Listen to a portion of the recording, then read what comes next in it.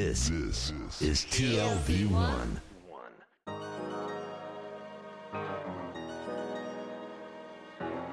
The Tel Aviv Review with Gilad Halpern. Hello and welcome to the Tel Aviv Review, a program dedicated to the word, to the thought and to debate, brought to you by the Leer Jerusalem Institute, which promotes humanistic, democratic and liberal values in the social discourse in Israel. I'm your host Gilad Halpern, and every week I'll be engaging in close encounters of the intellectual kind with writers and scholars, or simply people of ideas of all types and vocations who have done something to make our lives a tad more interesting. My guest today is a professor of philosophy who will very soon stand down as the director of the Leer Institute after a decade or so at the helm. We are here today to discuss an event that will be held in his honor on the 5th of December, entitled Secularity and the Disciplines. It will seek to explore one of his main fields of expertise, the relationship between religion and scientific production. Professor Gabriel Motzkin, hello and welcome to the Tel Aviv Review. Hello, thank you for having me. The conventional wisdom says that the secular revolution that was a central pillar to the cultural project of modernity was what gave scientific research its main impetus. Now, historically speaking, is that as clear-cut as that? I wish it were. It's not, because there are many problems with that explanation.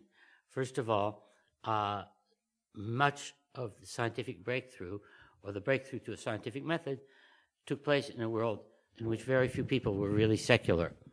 And that meant that you cannot see this necessarily as a secularizing move. Secondly, on the other side, well into the 20th century, many of the leading scientists were themselves profoundly religious believers. Therefore, you cannot point to a connection between the people or the agents and the movement called secularization. Yet, on the other hand, it is true that without the development of modern scientific methods of exploring the world and of modern disciplines, each with its own methodology and field of interest, it would be difficult to imagine a secular culture. So there is something about the product, not about the people, that does in fact encourage some degree of secularization. Now, we have to be clear what we mean by secularization here. We are not talking about whether the mass of people is a mass of believers or a mass of atheists. We have many people in the contemporary world who are people who answer that they have no religion. It's going to be, perhaps in our lifetimes, the majority of most people in the West. What we're talking about is what is the viability of taking a position which could be called secular on issues of culture and society, and how is that viability supported or not supported by the disciplines, and on the other hand, the degree to which the disciplines themselves are stimulated by this challenge of a secular as opposed to a religious culture. So the disciplines are essentially the platform on which these people, scientists, whether religious or not, can make that separation between the people and the product, as you say? Well, the disciplines are where we have methods of analysis and of description that actually carry the ring of conviction. Now, you have to know most of these disciplines are very recent.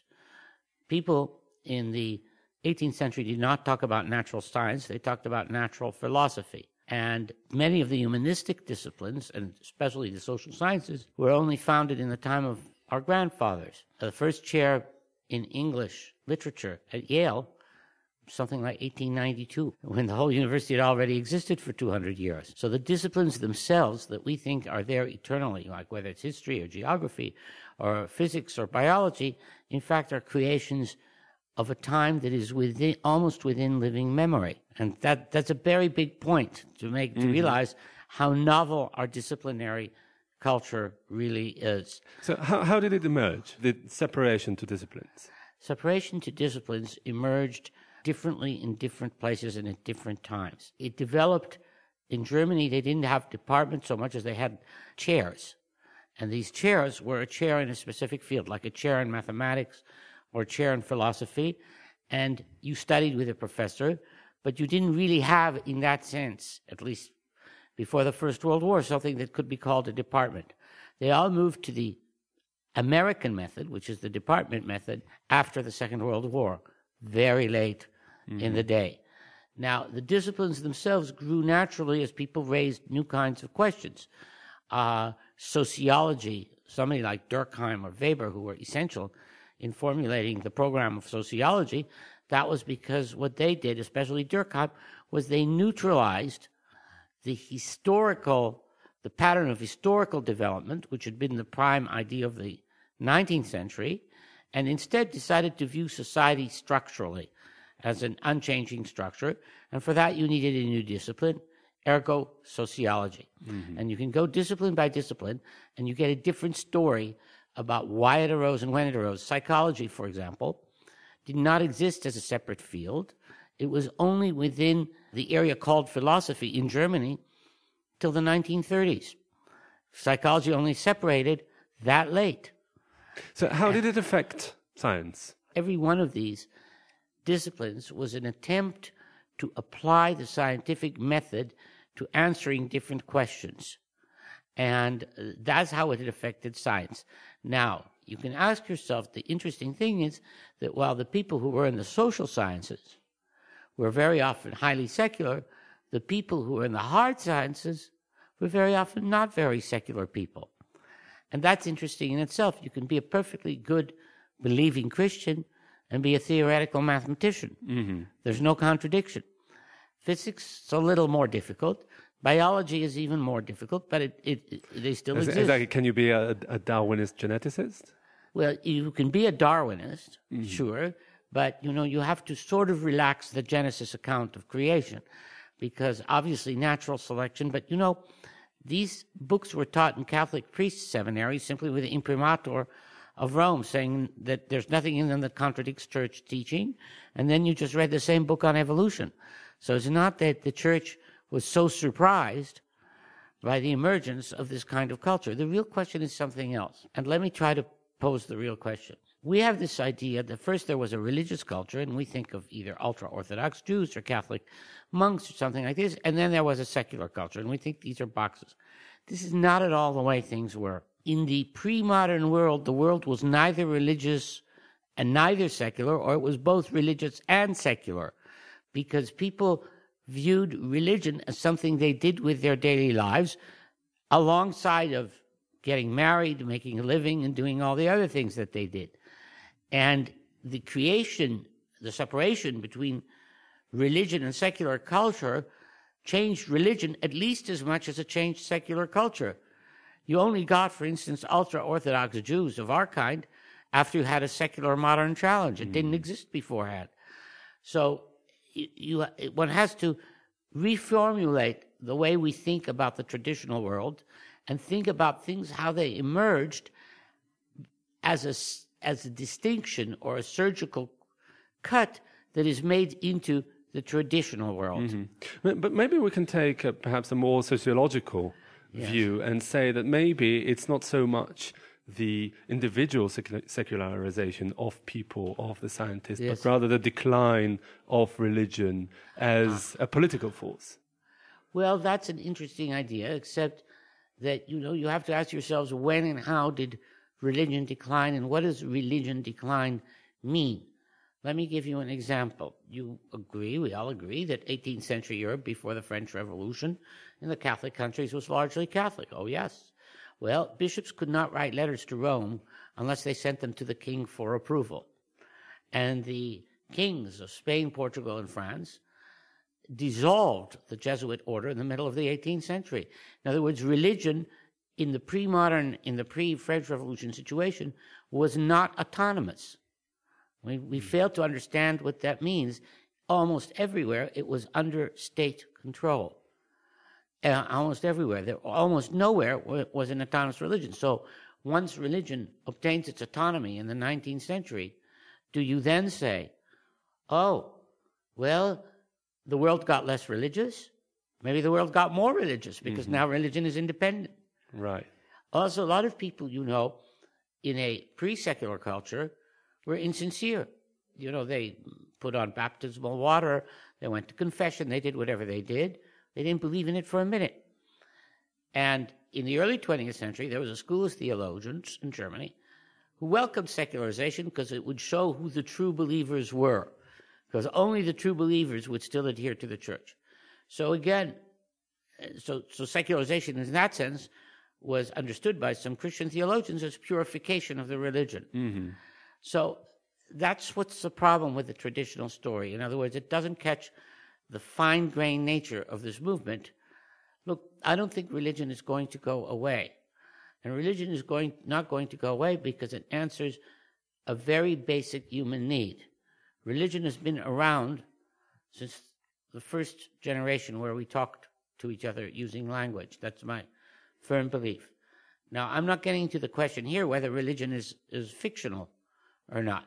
Mm-hmm. You know, it's certainly fictional as an explanation of nature. We know that. But at the same time, as a human need or as a human drive, it's not going away. Our search for meaning in the cosmos, our belief that we can call on a higher power when we just escape a road accident or something like that, there may be our own limitations, but it doesn't help to sit down and convince somebody rationally that prayer is useless. Mm-hmm. You know, it doesn't work. So religion is not going away. And the only question that we have to ask ourselves going forward is what kind of religion do we want to have? Just like we ask ourselves in physics or in sociology, what kind of physics or sociology do we want to have? And we say certain things are invalid. You know, traditional religions were very good at one thing that modern people are not so good at, which is distinguishing between religion and superstition. And they were very good at it because the religions themselves had rationality embedded in them. So they were able to apply tools of rationality to saying your belief that if you bang on the table, an angel will appear is a superstition. Mm-hmm. And that means... Can you elaborate on this for a second? Well, let me put it this way. I once knew somebody, and I won't say what field he is, but he's a very famous natural scientist. And it turns out that he's also a member of the mystical Indonesian cult of Subud. And so I was thinking, how does this perfectly rational, very tough thinker believe in this kind of stuff? And I realized that what had happened to him was he put aside his critical tools when it came to his religious feelings. But that's not what Maimonides or St. Thomas Aquinas did. They used their critical tools and applied them to their religious feelings. Religion and rationality were interwoven. So Thomas Aquinas could look at you and tell you, this Subud stuff is just perfectly absurd. It's like believing in Swami Yogananda or something like that. And not for a second did they believe in it. Now, going forward, we have to ask, do we want a rational religion? Do we want rationality embedded in religion?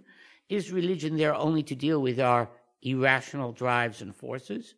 These are questions that religions will have to answer. In my conference, there's a very good talk by an English sociologist called Linda Woodhead, who argues, because in England the number of people who say no religion has grown exponentially, and she thinks that the church is as much to blame as the people for that, because the church got more religious. It was no longer responding to the people and what their needs were. Mm-hmm. And that's part of the problem, you know, that if you have a state-supported church, it's like a university. You can talk, the priests can talk to each other all day long, and they're not talking to the public. And that's a real question. And we don't know the answer to that. But you see, my point is that unless we think about what religion is for and why it is there, that what is going to happen is that people are going to believe any form of false religion because they're going to not apply their critical tools to their religious beliefs. Mm-hmm. So that's going forward. Going back, what we have to ask ourselves is first, how did science emerge from religion? Then science was applied to religion. That was in critical studies of the Bible and things like that in the 19th century. However, of course, the religious people, whether they were Christians or Jews, did not like that at all.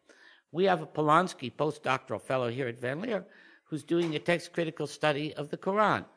And, you know, of course, he's not exactly popular in Muslim lands for the same reasons. But the text critical study of these texts can only go so far. In other words, it can tell you that it's highly unlikely that the Torah was really written by one person. There are lots of evidence against that. But then you can have any theory you want, P-E-D, I don't know what, all the different writers, and you can make up theories because there's a lot of fragmentary evidence for all kinds of theories. And even if you can show, and you would date the writing of the Torah by 10 different people at different times, it wouldn't do anything to respond to the religious needs of people who need to find a guide for their lives, and who will therefore reject your text critical analysis because the Torah for them is the guide to their daily life. For the benefit of our listeners, I would say that you don't have a kippah on your head. That's correct. And I want to ask you whether there are philosophers like you with a kippah on their head. Well, there certainly are philosophers with kippahs on their head. Think of Karl Posey at the Hebrew University, a famous student of mathematics and of Kant. And he's an observant Jew. Of course, there are people like that. But do you think that your analysis, in a way, comes from your secular identity or your non-religious identity, or however you want to call it? I don't even know if I'm secular. I certainly probably have, I don't know if this is really true, I have certain lurking sympathies for paganism. And the reason I have certain lurking sympathies for paganism is because I think it's just as rational to believe that the tree has a soul than it is that there's an invisible spirit transcendent to the world who pays attention to little old me.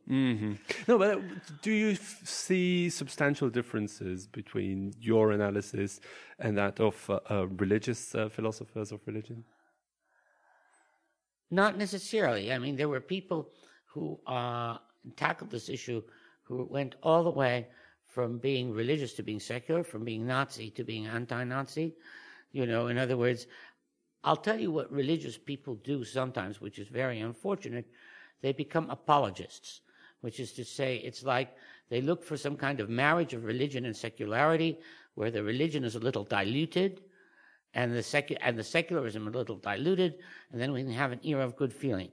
And this is good for the individual philosophers or the individual Jewish thinkers or Judeo-Christian thinkers, and it has zero popular appeal, and it doesn't even have much academic appeal. It's sort of like trying to find a compromise between two positions. I'm not interested in prescribing compromises. I'm interested in asking what is the meaning of having a secular culture? How does that secular culture get elaborated? What is its effects on religion? How does a secularly affected religion then affect secularism, and so on and so forth? Because what I'm suggesting is that religion and secularity are in dialogue. Is there anything in your analysis that pertains specifically to Israel and Judaism and doesn't to other religions? Well, yes, but not in the question of the disciplines, which was the question of this conference. I certainly think, and I've argued this for the last 30 years, that Israel is what you call a Catholic country and not a Protestant country, whereas American Jews are Protestants and they're not Catholics. And the reason is that in Protestant countries, you get a multiplicity of sects, and the question is, what is the nature of the belief? In Catholic countries, because everybody knows what the belief is, the question is, what is the nature of the state and how the state relates to that belief? And that's why in Catholic countries, you either get religious people or you get anti-clerical people, people who hate religion, and you have nothing in between. Now, and you have a pope, or two in our case. But in Israel, you have that very much. You're either religious or you're secular. There's some small group of national religious people who are sort of in between. That group, as we know, is declining in terms of population. So you're left with two large tribes, religion and secularity. And these tribes, and this is exactly the situation in Catholic countries. It's no different. And so you can say that this analysis does apply. It doesn't apply to the fields of knowledge, except insofar as you pursue the study of Judaism with the tools of science. And of course, this is something that the ultra-Orthodox rabbis hate, for the same reason that it's hated by the imams and that it was not approved of by the Protestant and Catholic bishops in the 19th century, because the text should be holy and not subject to human analysis. Unfortunately, and this is where secularism does come in, I do believe that these texts were written by human beings and that the Quran is not God writing the Quran, which is what the belief of Muslims is. And certainly we do not believe that most of the Bible was written by God. We don't believe, that that's how it worked. If it didn't work that way, then you have to think, how were these human beings constructed who wrote these texts? So do you think, looking forward, that these trends that you're describing, the polarization of the secular religious landscape, will persist and perhaps even... How do I know? You don't know. I think it's very likely that people will not stop being what they are. Like the ultra-Orthodox, when I was a kid, everybody thought of the ultra-Orthodox as Native Americans on their reservation, and we would go take tours of ultra-Orthodox neighborhoods in order to see this form of life before it disappeared. Mm-hmm. It's not going to disappear. It's not going to disappear ever. But do you think that are you seeing a greater, perhaps, tolerance or acceptance of... No, I'll tell you what happens is that the ultra-Orthodox themselves will change their positions. Let me give you an example. In the early 19th century, the Catholic Church, traumatized by the French Revolution, the Catholic Church in France, forbade the study of classical texts, pagan classical texts, in Catholic schools. In the late 19th century, they realized that their new public would be the new bourgeoisie. And so they decided that they would encourage the study of classical texts in their schools. Mm-hmm. And this kind of move by which ultra-Orthodox may at some point decide that it's useful to learn certain kinds of mathematics or physics, this may be upon us. They're still, the fact that they reject these studies is a sign of how deeply traumatized they are by modernity. It was true of no Jews before the early 19th century. All Jews also had secular studies. But perhaps the fact that the ultra-Orthodox are now embracing Zionism more than they used to is an expression of that. That's correct. The ultra-Orthodox, you will find that if you neglect them for a while, you'll find that, like with all human beings, their positions will change. But also the positions of those who have secularity will change. Like you think, secularity is scientific enlightenment. Go talk to the youth, and many of the secular youth are into New Age religions. Mm-hmm. So you say, oh boy, what a flip. Yeah. What's the relation now? And you have to ask, are New Age religions really religions? What's the common ground between ultra-Orthodox Judaism and the New Age religion? Are they both religions in the same way? Do they both function in the same way? Are they opposed to each other? And if they're opposed to each other, where does secular culture fit in between these two? All unknown. Mm-hmm. And for those who seek answers to those questions and many, many more, I encourage our listeners, those who are in Jerusalem or around Jerusalem, to go to the conference, Secularity and the Monday Disciplines. Evening and Tuesday. Monday and Tuesday, the 5th and 6th of December. And we'll be very glad to see you. And if you want to fly in, we'll even encourage that. All right. Professor Gabriel Motzkin, the outgoing director of the Leer Institute and professor of philosophy, thank you very much for joining us today. And also big thanks to Tammy Goldenberg, the sound engineer, and to the Leer Institute for their generous support. If you like this podcast, there are many more where it came from. Just go to www.tlv1.fm/podcasts and take your pick. Also, check out our new website, telavivreview.org, and like us on Facebook. You can follow me on Twitter at Gilad_Halpern. I tweet mainly about the review, and don't hesitate to get in touch with your comments and suggestions. Join us again next week for another edition of the Tel Aviv Review, and until then, goodbye.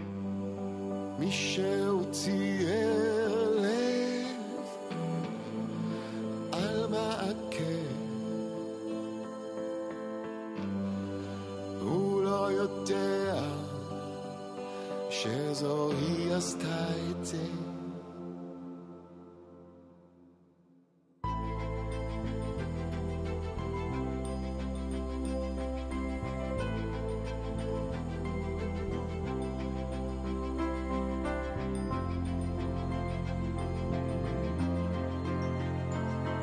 אחרי האהבה מה יהיה כשאני אהיה תלויה ואשתחרר ואז אחרי זה גם אתה והוא הנהן אבל הוא לא ממש רצה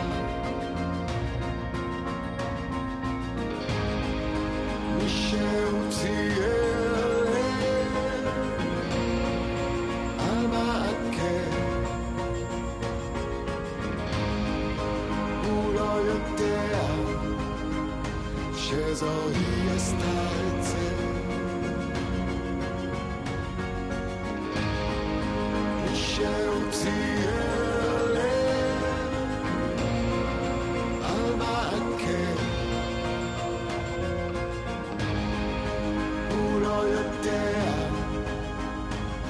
שזו היא עשתה את זה.